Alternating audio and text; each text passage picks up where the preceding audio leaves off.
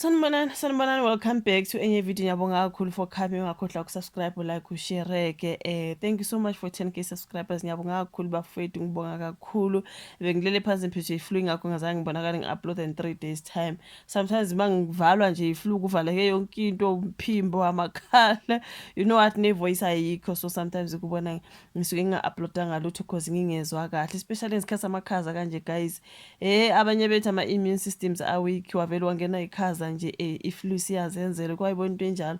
So ngisalele phansi kwamanje, but at least ivoice yami ivulekile, I can actually record. So kule video ngizothanda ukuthi ngikhulume ngodaba likaMakhumalo nobaba uMsamseleku about ubaba uMsamseleku grooming umama uMakhumalo, into ekanjalo futhi ngoba kune video endala manje ngibona abantu belokhu bekhuluma ngayo. I think that was an interview kaMakhumalo I think wayesokhosini enomamuzane Lembokazi, may he so rest in peace. Yona clip engiloku ngiyibona yazi yajika leya clip yabuya kodwa yona indala ngiyakudala, it's an old clip. So ke babhale ka-Sunday World bathi bona ke, did polygamist Musamseleku groom wife Thobile Makhumalo? Ngoba ikhona le nkulumo ethi uThobile Makhumalo, she's whatever she is because of ubaba uMsamseleku. Kube kwakungasi uMsamseleku kusho ukuthi ubengeke aphumelele mhlawumbe empilweni, ubengeke abe uThobile lo esimbonayo. Angazi ukuthi ishoni leyo nto yokuthi umgrumile, she is what she is because of ubaba uMsamseleku, whatever the case is. But I think yonke into ke elana kulesi story kukhulunywa nga that video, it's an old video and it has resurfaced. So bathi ka-Sunday World, did polygamist Musamseleku groom uMakhumalo? Asithi mhlawumbe umgrumile ngoba siyasizwa ukuthiwa ke bahlangana emncane, angazi kuthiwa yena 16 whatever, allegedly. I think I heard about age 16 esasemncane ntontontoni, and then whatever happened there wagcina sengene esithenjini sakaMseleku. So bathi lana ke ka-Sunday World, an old interview with Thobile Khumalo, also known as Makhumalo, has resurfaced online and sparked public debate on whether South Africa's famous polygamist Musamseleku allegedly groomed her from a young age. In the interview, Makhumalo recounts how she met her husband, ubaba uMsamseleku. She revealed that she was very young and naive and at the time. Now, and that ubaba uMsamseleku repeatedly made subtle advances telling her he wanted to marry her. Lapho esasemncane. Okay, according to Makhumalo, it was only when she turned 18 years that his intentions began to make sense to her and they eventually started dating.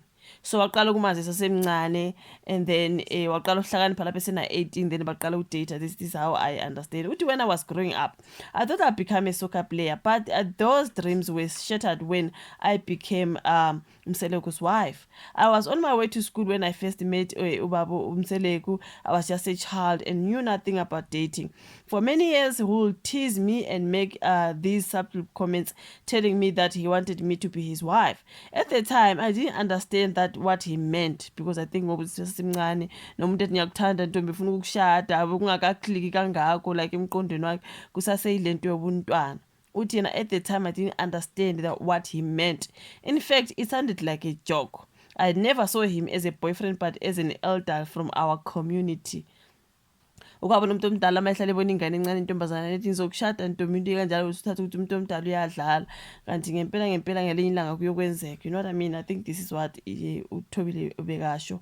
Uthi as I grew older, I got used to his teasing and playfulness. From time to time, he'll show up and repeat that he wanted me to become his wife. I never took him seriously. Remember phela kwathi uMakhumalo ngasendaweni lapha khona lapha neMzumbe. So ubesemehlweni kababa uMsamseleku ehlalethi kodwa wena ngelinye ilanga ngiyokushada, into kanjalo.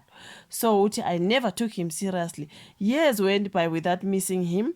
When he showed up again, he repeated those words, saying he wanted me to become his wife. But this time I was a bit older. I was 18 years old, and I sort of understood what he meant. I warmed up to him. I was impressed by his patience and understanding, and I liked the fact that he saw something in me that I couldn't see. This interview has opened a public debate about grooming. Some people say that Umseleku may have groomed uMakhumalo. So angazi, Cookie Edwards, executive director at the KZN Network on Violence Against Women, said, "It's usually very difficult to see a child is being groomed." So this is because it can take years and it is very subtle and manipulative. It can go undetected for a very long time. The aim of the perpetrator is usually to gain the child's trust. Perpetrators often shower the child with gifts and attention, sweet talk them, and make sure they appear as saints. Now, at this stage, the child would not suspect anything. In fact, the victim might even defend the perpetrator if someone tries to intervene. Now, eventually, the perpetrator will try now to isolate the victim so he can have full control. This also allows him to maintain power over the victim. Now, uZamadladla, a clinical psychologist, shared similar sentiments.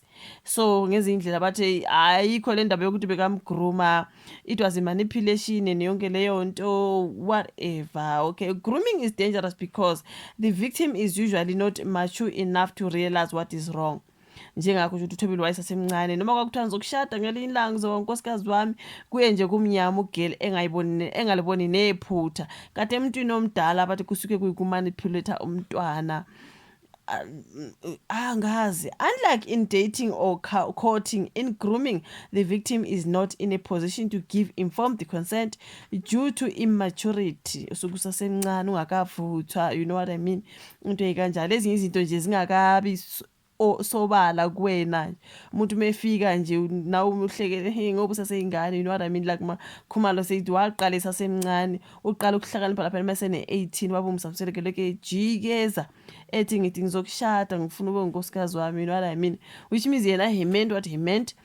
For uThobile, he was just this man le ndoda yasesigabeni eyidlalelayo nje, kanti ubaba umsamseleke kusho ukuthi wayethandile ingane but isesencane.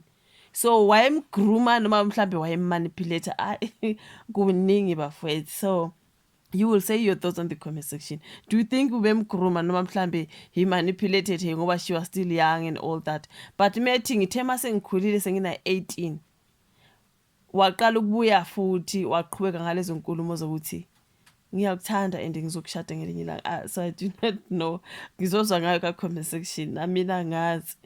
So it is also important to understand that grooming is not always violent. It can appear harmless. Perpetrators often disguise it as support and sometimes as protection. In many cases, they target people of a certain age.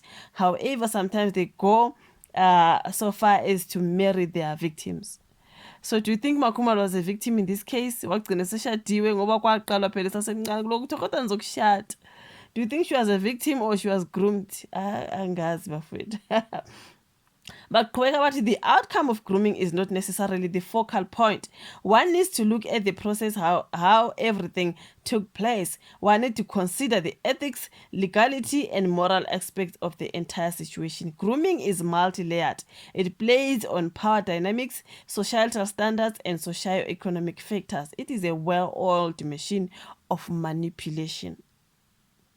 Hayi angiyazi ke le bafowethu ukuthi when it comes to Makhumalo Mseleku, whether she was groomed noma mhlambe nje she was manipulated into becoming Mrs Mseleku.